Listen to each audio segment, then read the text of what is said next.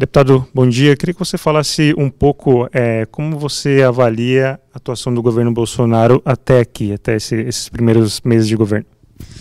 Eu acho que a atuação ela é positiva quando a gente fala de pautas econômicas, quando a gente fala de reforma da Previdência, reforma tributária andando, se bem que a reforma tributária é algo que está mais partindo do protagonismo do Congresso Nacional. Quando a gente fala das concessões, das pautas de infraestrutura, da desburocratização, ela é positiva, né? Eu acho que aonde ele poderia melhorar é na comunicação, na interlocução com o Congresso, na interlocução com a população e num excesso, acho que, de posicionamentos extremos, vamos dizer assim, por exemplo, da ministra Damares Silva, que mistura muito religião com o governo, e eu acho que o Estado tem que ser laico, cada um tem o direito de acreditar no que quiser na sua religião. A postura do próprio ministro da Educação é um cara inteligente, é um cara capacitado, mas às vezes muito agressivo na fala, e isso não ajuda. Então, queria fazer essa ponderação, mas se a gente colocar na balança, é positivo até aqui. A gente tem que olhar também para o lado cheio do copo, não ficar só batendo nos pontos negativos, né? Porque parece que está tudo ruim. Não está. O Brasil está melhorando. Você falou da relação com o Congresso. O que precisa ser melhorado nessa articulação? Conversa, diálogo, construção de pontes, saber respeitar o oposto. Parece que o Congresso é inimigo do governo. Não é. A gente tem a tripartição de poder no Brasil, né? Executivo, legislativo, judiciário, e eu acho que isso funciona e cada um tem que ter sua força para manter o equilíbrio no nosso país.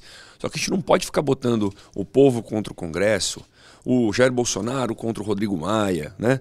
Isso não funciona. Isso só estica a corda, isso só remete ao extremismo que foram as eleições de 2018. O presidente Jair Bolsonaro ganhou a eleição já. Ele é presidente, ele não é mais candidato. Então eu acho que o diálogo com o Congresso, eu falo assim, eu entendo ele, entendo o governo, porque teve talvez passou do ponto, né, o diálogo com os governos passados, presidencialismo de coalizão, troca de cargo, troca de favor com o deputado, mensalão para poder passar a lei. Então o presidente está indo para um outro extremo, mas não pode cortar a conversa, não pode deixar de comparecer à casa. E essa polarização ainda existe. Isso atrapalha muito, atrapalha as reformas, atrapalha o que é prioridade para o Brasil. Você falou dessa política de coalizão, você que está lá no Congresso, no dia a dia. Você vê alguma mudança? Qual é a sua percepção sobre isso, sobre liberação de emendas e tudo mais? Qual que é a sua percepção, você que está lá nesse dia a dia? Eu falo com muito orgulho que eu não participo disso, porque não me procuram para liberar emenda extra, não me procuram para nenhum toma lá da cá, porque sabem dos meus princípios e meus valores, sabem do meu posicionamento, mas isso ainda existe, né? Para passar a reforma da Previdência, não pensa que todo mundo votou a favor porque é a favor. O governo fez um esforço, ele não fez nada que é ilegal, mas pode ser imoral para algumas pessoas, né? Que é liberar emendas extras em troca de um voto. Eu não acho que isso é certo, mas é a forma que o governo encontrou para passar a reforma da Previdência. Não compactuo, não fui procurado, não participei disso. Mas você, no dia a dia que você percebe lá, tem muito mais gente votando por convicção ou por conta dessa liberação de emendas? Eu acho que tem muito mais gente votando por convicção. Justamente porque o governo não tem um diálogo muito próximo, o governo não está tão próximo. Então, as votações lá são por convicções. Convicções pessoais, convicções de princípios e valores, convicções de partidos, né? E aí quando um partido se posiciona, não necessariamente todos os deputados concordam com aquilo. Mas esse toma lá da cá do governo, do executivo com o parlamento, diminuiu muito, obviamente, comparando com o governo anterior.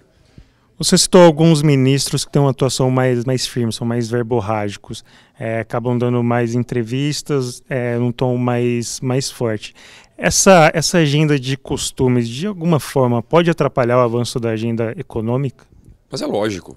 Prioridade não são os costumes. Prioridade não é se o menino veste azul, se a menina veste rosa, ideologia de gênero. Pelo amor de Deus, gente. A gente tem 100 milhões de pessoas que não têm coleta de esgoto em casa, 35 milhões que não têm água. Não tem educação básica, não tem saúde, não tem segurança. Enquanto a gente se apega à agenda de costumes, o Brasil está passando aí na frente. Então a gente tem que focar no que é prioritário para o Brasil.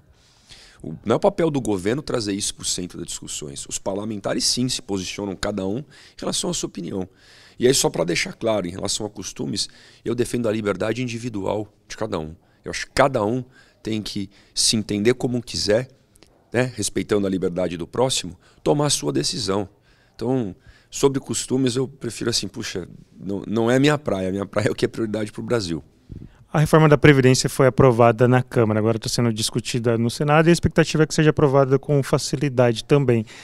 Outras reformas, como a reforma tributária e também o plano do governo de privatizações, sendo que algumas dependem do aval do Congresso, você acha que vai ter uma facilidade ou ainda pode ter algum empecilho na discussão?